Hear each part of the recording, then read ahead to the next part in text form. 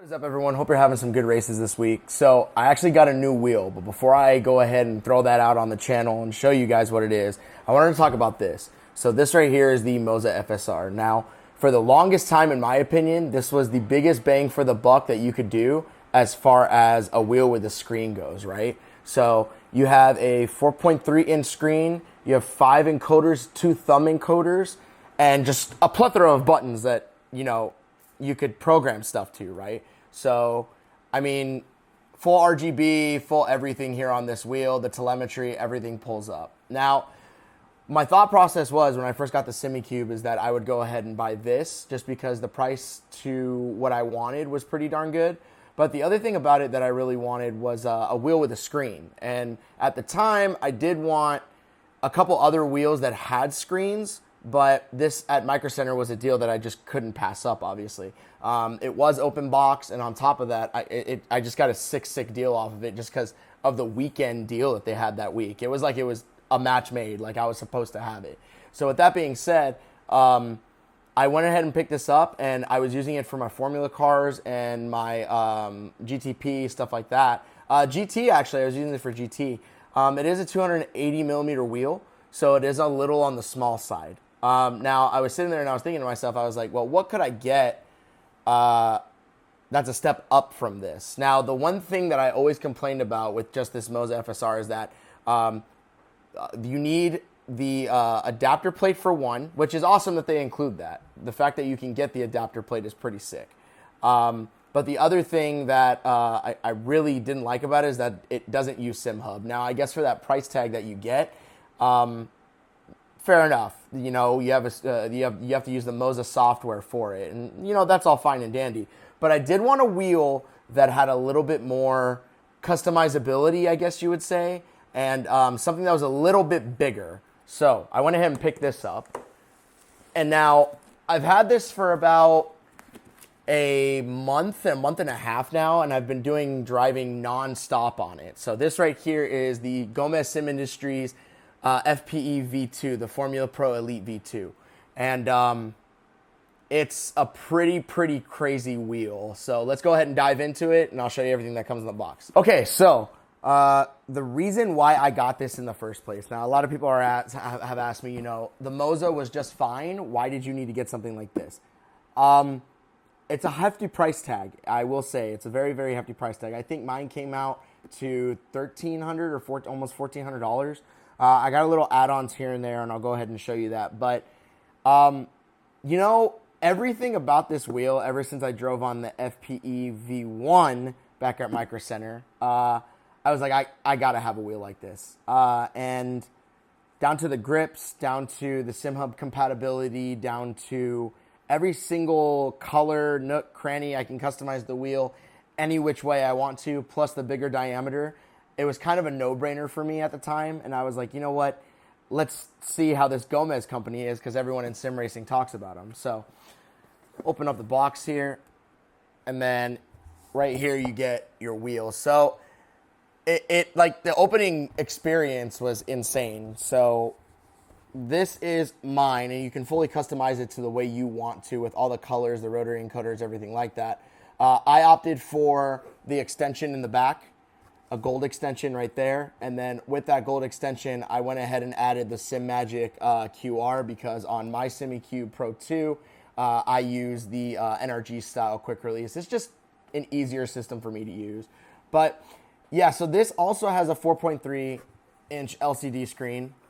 However, it does have 57 programmable buttons that you can customize. Now, if you notice, I did opt out for clutch paddles. At the time, I didn't exactly know that I opted out for clutch paddles. I was wondering why it was so cheap compared to everything else. But to be honest with you, I don't really use clutch paddles for a lot of the cars that I drive, and that's perfectly fine with me. In the box, however, you are also going to get this really thick coiled cable. And I mean, this is like one of the thickest cables that I have ever seen. Like it is thick, and it screws in and it never comes out. So with that being said, with the 57 programmable buttons, all of these buttons light up. And the reason why I went with the color scheme that I did was just because I didn't want any of the color strips and this is totally my opinion, to mute out the accents, to mute out any of the other buttons that I was using. So I went ahead and just opted for this black and red scheme. And then obviously, as you guys can see, everything here is RGB addressable. So you can customize all this in SimHub. You have your thumb rotaries right here. And then you have your dials all the way down here. Now, the other thing that was very, very satisfying to me is the shifts. So I'll go ahead and shift the wheel for you. Like, those are really crispy shifts. So one of the things that I realized when I was driving on the FPE V1, sorry, it's a mouthful, was that the shifting was on point. And at the time I was driving on it, I was like, you know what, is this really worth, you know, at the time it was $1,300. Is this really worth $1,300? Well, they announced this one, and Dan Suzuki went ahead and, you know, co-developed it together with Gomez, and it's just a fantastic wheel. So it is 300 millimeters. They went ahead and made all their wheels, even the Hyper P1, 300 millimeters, and guys, it's just insane. We'll get it on the rig right now. We'll do some driving with it, and then we'll talk more about it in a second. All right, guys, so one thing I really wanted to show you real quick before we dive in and start driving with the wheel is SimHub. So when I had the Moza FSR, I didn't really use SimHub because it can't be used with that wheel. Moza has different telemetry and maps that you use for their wheel. And you can select the different types of screens that you have on the wheel from the Pithouse software. So this is SimHub. It is free, which is awesome, but you can choose to donate. I think I donated $7, which unlocks some extra features. The screen on the wheel, it unlocks like 60 FPS mode on the wheel and other things like that.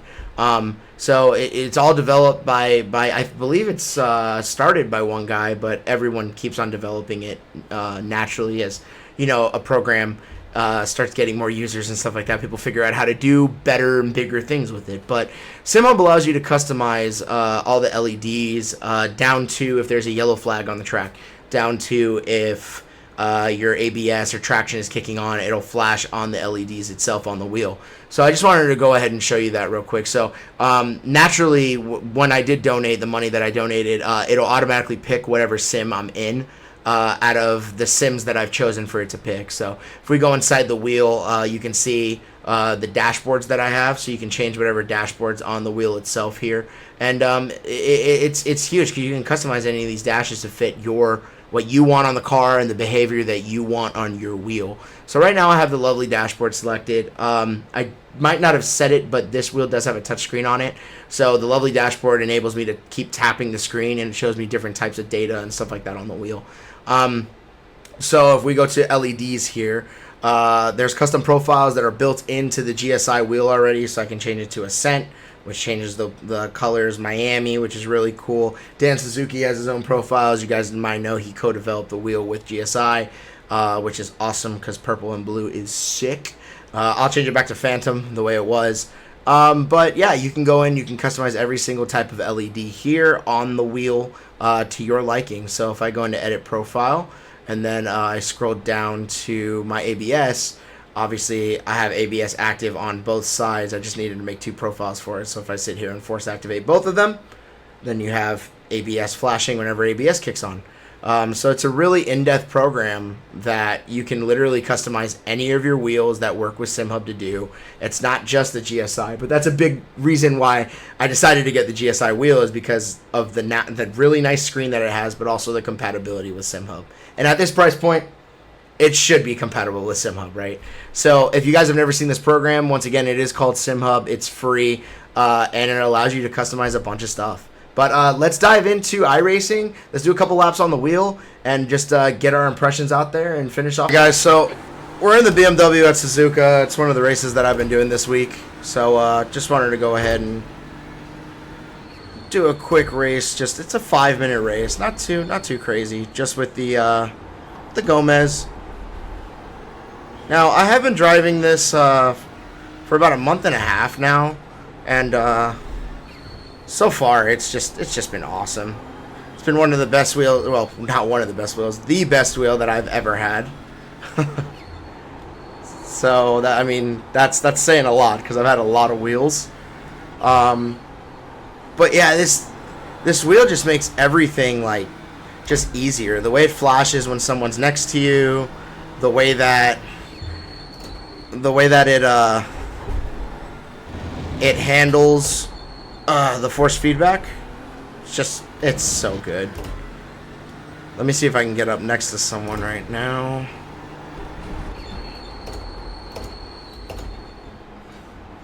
Not too big. It's the perfect diameter in my opinion, right in between that 290, 300 area. So it's perfect for almost anything that you throw at it. GT cars, Formula cars, whatever you guys want to throw at it. It's there. It can do it.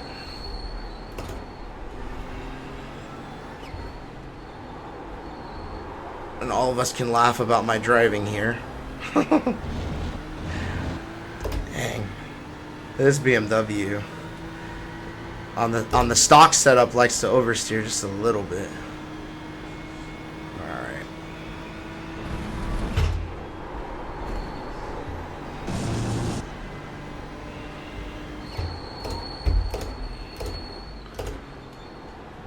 But yeah, if you're thinking about getting something like this, or you're thinking at one point does someone need something like this, we and David were talking about it, and in my opinion, the Moza is awesome. David did prove a good point and said that, well, you need a motor that can handle a wheel like this, and he's absolutely correct in that aspect, that you cannot use a wheel that is not prepared, or you cannot use a motor that's not prepared for something like this, because I will say this wheel is very heavy. Like, it is very, very heavy. So, and that's not with the extension or with the QR that we have on it or whatever. It's just naturally heavy because it's made of real metal and real carbon fiber. So because of that, you know, it's going to strain your motor a little bit. So if you have a motor, you know, with that, and I'm sure people do it. I'm not saying people don't do it, but if you have a motor with that, 2 minutes, you know, 8-9 Newton meters, it might put a little extra strain on it. For me, obviously, because I'm fortunate enough to be using the SimiCube, doesn't do that. But I did have to up the force feedback from the Moza to this wheel here because of just that bigger diameter that it has. This is not going so well so far.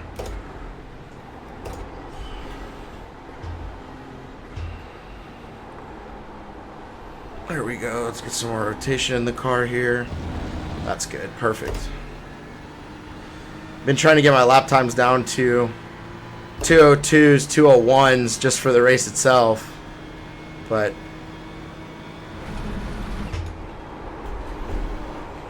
there's certain areas that I obviously need to improve on.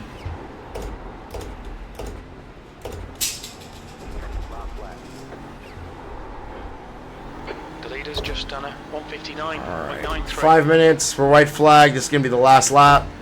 And then I'll give my final impressions right after that. But the grips feel good. They're the best grips that I've ever felt on a wheel, personally. Again, LEDs are super nice and bright. At one point, they were actually blinding. They're so bright. And they're only at 50%. They're not even at 100%. So because they're only at 50%, it's like insane. You're never going to miss a shift, I'll tell you that, because you'll go blind if you do. But yeah, really happy that Dan Suzuki and Gomez kind of teamed up for something like this,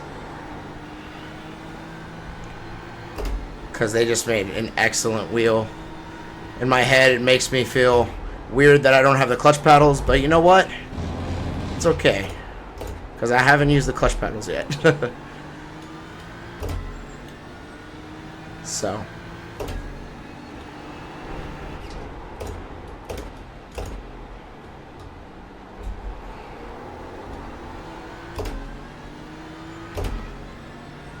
lights and LEDs are matched up to the BMW perfectly. And in SimHub, for this profile, it actually has predetermined telemetry for all of the... Oh, there I go. has predetermined telemetry for all of the cars in iRacing. So, on that sad note, let's get to the conclusion. Okay, so final impressions of the Gomez Sim Industries Formula Pro Elite V2. So, that 300 millimeter diameter is perfect for, in my opinion, everything that you could drive in between. So it's good for Formula cars. It's good for your GT cars. It's good for your LMP cars. Anything that you want to drive, in my opinion, it's there. It'll do it. Paddle shifters are chef's kiss. They're money. The ability to change the dashes in SimHub, everything like that, it's fantastic. Again, for the price, it should be like that, right? So this is one of the first times that David has actually gotten some seat time with the new Gomez wheel. What do you think about it? I think, and this is where it's like, if you're into the hobby, you get it. And if you're like on the outside looking in, you're not going to understand it as much. But as somebody that's in it, I do understand the jump with this over an SF1000 or a Leox or a FSR, anything that's not SimHub compatible, anything that's, it sacrifices something to get you that screen. This has no compromises really. Right. I agree 100% with the diameter. I think it was definitely a good move to shrink down the diameter to that 300 instead of making it that 320 that it was. Yeah, and just to double down, like you said, 320. Between V1 and V2, you're going from 320 to 300. Right. You're getting thumb encoders, which are important. I watched a lot of reviews on the original. A majority of people, you have to take your hands off the wheel to hit the rotary encoders versus the thumb encoders. And then the RGB just makes it look that much more cool. I do still think there's enough space between this and the P1. Yeah, but I you agree. don't need the P1. This does everything like. So that's the thing, right? Is the P1 has 79 programmable buttons, guys. 79. I don't even know what to do with 57, and it has 79. So I agree with David when it comes to that. Is that, you know, you don't need that now. Like I said earlier, who is this marketed towards? It's marketed towards the guys who are really deep inside your hobby, man. And, you know, you want to have a really nice wheel with screens. You need the telemetry. You need stuff like that. It's marketed towards those guys who are big onto the hobby, you know? I would argue even further to say it's for people that are training. Yeah, I could go with that. Yeah. It's for pros because, I mean, getting your team to bring you the car at Paul Ricard, this enables you to not have to do that, period. Yeah. Like, if you hurt your foot and you, like, want to ease back into it, you get this, you got all your stuff mapped. A whole lot of... The wheel might be a little different, but I would say this goes even further than a hobby. This is, like, legit pro-level stuff. I'm sure you might have footage of it, but at Long Beach, you could see the GTP wheels. Yeah. They do not look that far off, so... No, and that's the thing that Gomez does perfectly, man, is that, like, honestly, I wouldn't have any doubt that you could put this inside a real car and run it, you know? Yeah. All you have to do is make it work. So I don't have any doubt. Killer stuff right With that said, guys, it's a 10 out of 10 wheel. Go ahead and check it out on Gomez Sim Industries.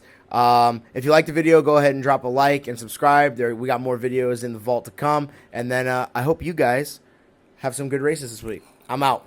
Peace.